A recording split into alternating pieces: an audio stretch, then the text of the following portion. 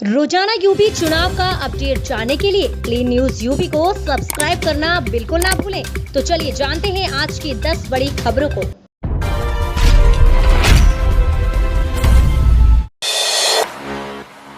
UP में आज बंद रहेंगी मीट की दुकानें। शाकाहार दिवस के रूप में मनेगी सिंधी संत टीएल वासवानी की जयंती।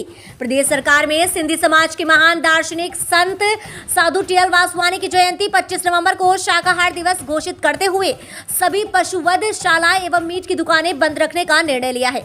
महावीर जयंती, बुद्ध जयंती, गांधी जयंती एवं शिवरात्रि महापर्व की तर्ज पर टीएल वासवानी जयंती के दिन भी मांस रहित दिवस रहेगा।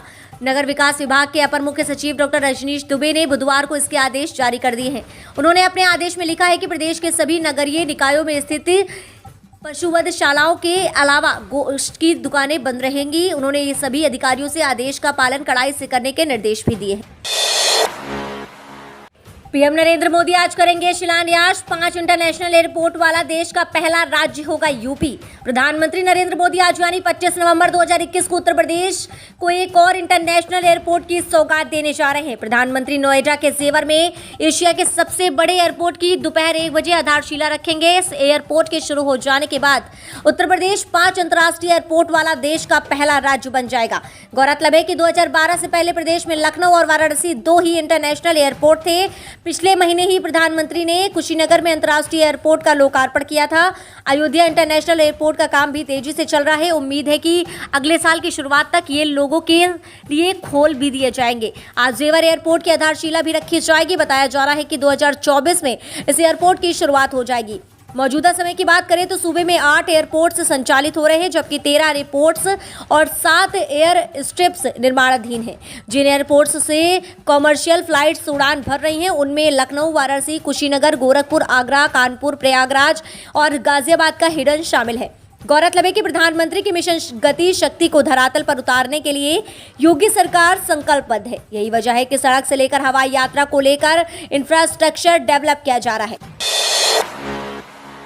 रक्षा मंत्री राजनाथ सिंह का सीतापुर दौरा। आज कार्यकर्ताओं को देंगे बुद्ध जीतो चुनाव जीतो का गुरु मंत्र। यूपी विधानसभा चुनाव के मद्देनजर बीजेपी ने तैयारियां तेज कर दी हैं।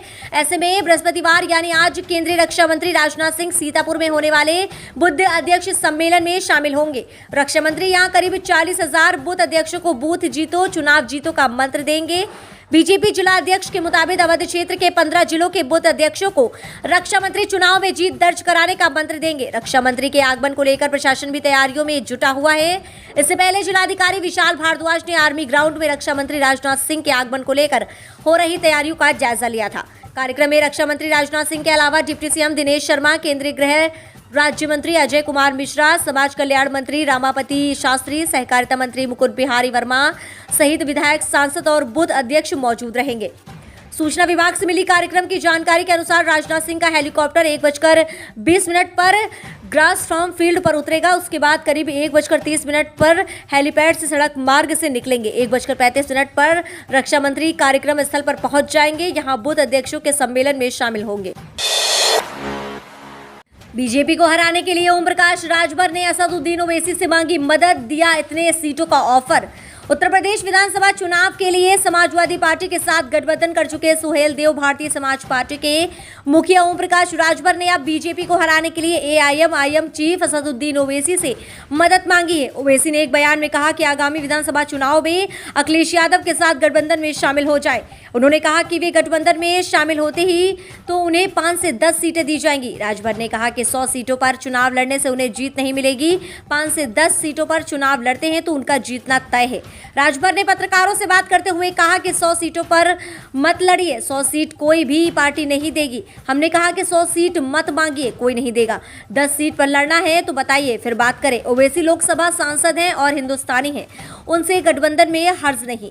राजभर के इस बयान के बाद एआईएमआईएम और बीजेपी की तरफ से तीखी प्रतिक्रिया भी आई। एआईएमआईएम प्रवक्ता वसीम वकार ने राजभर के बयान को भ्रम फैलाने वाला बताया और कहा कि अखिलेश यादव बताएं कि वो कौन सी 10 सीटें हैं जो वे हमें देंगे। उन्होंने कहा कि राजभर सिर्फ गुमराह करने की कोशिश कर रहे हैं। संगीत सोम का अखिलेश पर हमला, कहा उनकी सरकार आई तो राम मंदिर कर देंगे ध्वस्त। यूपी में इन दिनों एक दूसरे पर छींटाकशी का दौर चल रहा है। अखिलेश यादव इन दिनों अपने बयानों के कारण चर्चा में है। ऐसे में बुधवार को सरधना में आयोजित एक शिक्षक सम्मेलन में भाजपा विधायक संगीत सोम सपा के राष्ट्रीय अध्यक्ष अखिलेश यादव पर जमकर बरसे। उन्होंने अपने भाषण के दौरान कहा कि अगर गलती से यूपी में अखिलेश की सरकार आ जाए तो राम मंदिर का निर्माण एक दिन में रोक देंगे। उन्होंने कहा कि यूपी में अखिलेश सरकार आ जाए तो राम मंदिर छोड़िए, यूपी के सभी मंदिर ध्वस्त कर देंगे। मंच से उन्होंने कहा कि अखिलेश अगर खुद को कृष्ण भक्त कहते हैं तो कह के दिखाएं कि जहां कृष्ण मंदिर तोड़कर मस्जिद बनाई गई उसे तोड़कर मंदिर बनाएंगे। अखिलेश मान सम्मान की नहीं, वोट की राजनीति करते हैं। अखिलेश यादव सफाई में हीरोइन नचाते हैं। वही भाजपा प्रदेश के लिए काम करती है और आने वाला चुनाव यूपी का भविष्य तय कर देगा। जल्द बढ़ सकता है शिक्षा मित्र अनुदेशकों और आंगनबाड़ी कार्यकर्तियों का मानदेय। योगी सरकार शिक्षा मित्र अनुदेशकों, आंगनबाड़ी और आशा कार्यकर्तियों के मानदेय में जल्द वृद्धि कर सकती है। इसे लेकर बुधवार को हुई बैठक में शिक्षा सहित कई विभागों के अधिकारी मौजूद रहे। सूत्रों की माने तो इस बैठक में अन्य राज्यों में इस तरह के संविदा कर्मियों समेत इनसे जुड़े अन्य बिंदुओं पर चर्चा हुई। हालांकि अभी इस पर ठोस निर्णय नहीं हो सका है, लेकिन जल्द इस संबंध में फैसला होने की उम्मीद है। आपको बता दें कि सरकार बजट में भी इसे लेकर प्रावधान कर चुकी है। महिला आंगनबाड़ी संघ प्रदेश नेतृत्व के आह्वान पर आंगनबाड़ी कार्यकर्तियों ने 11 सूत्रीय मांगों को लेकर धरना दिया। इस दौरान मुख्यमंत्री को संबोधित मांगों का ज्ञापन कार्यकर्तियों ने डीएम को सौंपा।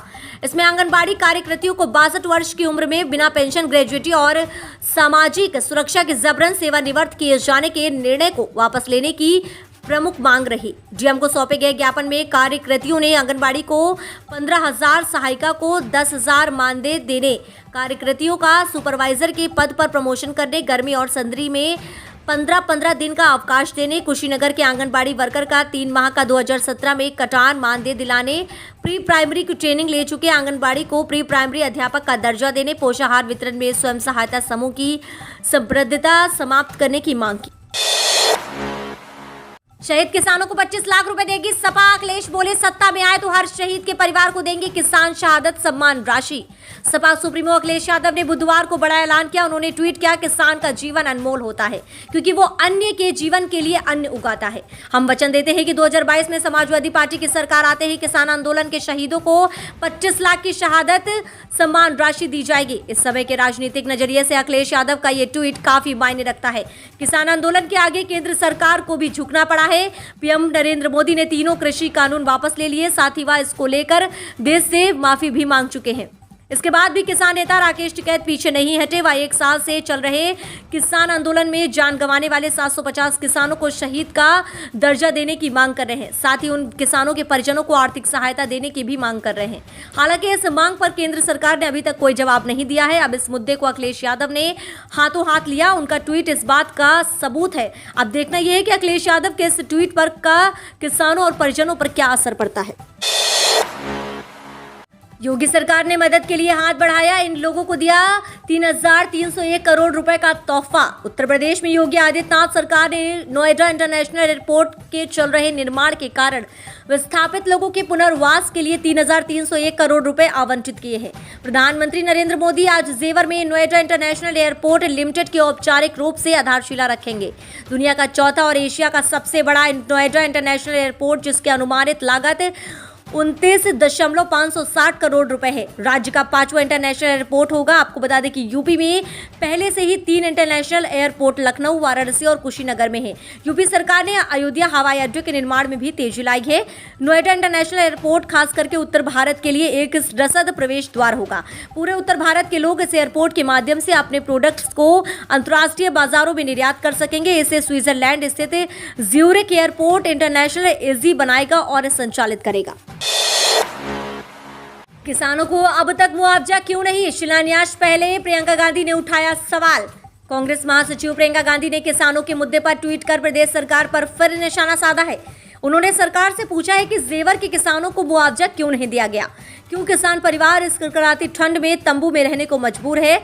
मुआवजा किसानों का हक है। उन्होंने कहा कि प्रधानमंत्री जी, यदि आपकी नीयत किसानों के प्रति यदि सचमुच साफ है तो अपने चुनावी अरमानों को पूरा करने के लिए उन्हें बेघर मत छोड़िए। प्रियंका गांधी ने एक ट्वीट में कहा कि मुआवजा किसानों का अधिकार है। नरेंद्र मोदी जी, अगर किसानों के संबंध में आपके इरादे ईमानदार हैं तो अपने चुनावी महत्वाकांक्षों को पूरा करने के लिए किसानों को बेघर ना करें। दरअसल प्रधानमंत्री नरेंद्र मोदी गुरुवार को जेवर में बनने वाले अंतर्राष्ट्रीय हवाई अड्डे की आधारशिला रखने वाले हैं।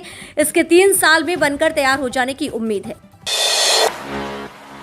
यूपी में इन दिनों एक दूसरे पर छींटाकाशी का दौर चल रहा है। अखिलेश यादव इन दिनों अपने बयानों के कारण चर्चा में हैं। उत्तर प्रदेश 2022 विधानसभा चुनाव यूपी का सबसे बड़ा चुनाव माना जा रहा है, सबसे महत्वपूर्ण है, इसलिए सबकी निगाहें यूपी पर हैं। किसके हाथ लगेगी जीत की कुर्सी? क्या योगी आदित्यनाथ दोबारा से जीत की कुर्सी हासिल कर पाएंगे या फिर बाजी पलट देंगे अखिलेश यादव? इसी बीच आज हमने जनता की राय के अनुसार एक ओपिनियन पोल तैयार किया है। अब की बार जनता किसे अपना मुख्यमंत्री के रूप में देखना चाहती है? मीडिया रिपोर्ट्स के मुताबिक बात कर लेते हैं कि किस पार्टी को कितने सीटें मिल रही हैं, कौन सी पार्टी यहां पर उभर कर सामने आ सकती है। सबसे पहले बात कर लेते हैं बीजेपी की। तो बीजेपी को यहां पर मिल रही हैं 239 से 245 विधानसभा सीटें। वहीं समाजवादी पार्टी के हिस्से में आ रही हैं इस बार 119 से 125 विधानसभा सीटें। वहीं बहुजन समाज पार्टी के खाते में आ रही हैं 28 से 32 सीटें। कांग्रेस को मिल रही हैं यहां पर 5 से 8। वहीं अन्य के हिस्से में आ रही है 1 सीट। आंकड़ों को देखने के बाद ऐसा लग रहा है कि एक बार फिर से बीजेपी सत्ता में वापसी कर सकती है। फिलहाल ये तो आने वाला वक्त बताएगा कि यूपी में किसका राज होगा, कौन बनेगा यूपी का मुख्यमंत्री। अब आप हमें कमेंट के माध्यम से बताइए कि आपको इस ओपिनियन पोल के बाद क्या लग रहा है कि यूपी में किसकी सरकार बनते हुए दिखाई दे रही है। आपकी राय हमारे लिए बेहद जरूरी है। अगर आपको हमारी ये वीडियो पसंद आई है तो वीडियो को लाइक शेयर करके हमारे चैनल क्लीन न्यूज यूपी को सब्सक्राइब करके बेल आइकन को दबाना बिल्कुल ना भूलें। चुनाव के ऐसे ही ताजा अपडेट्स जानने के लिए जुड़े रहिए हमारे साथ क्लीन न्यूज यूपी में।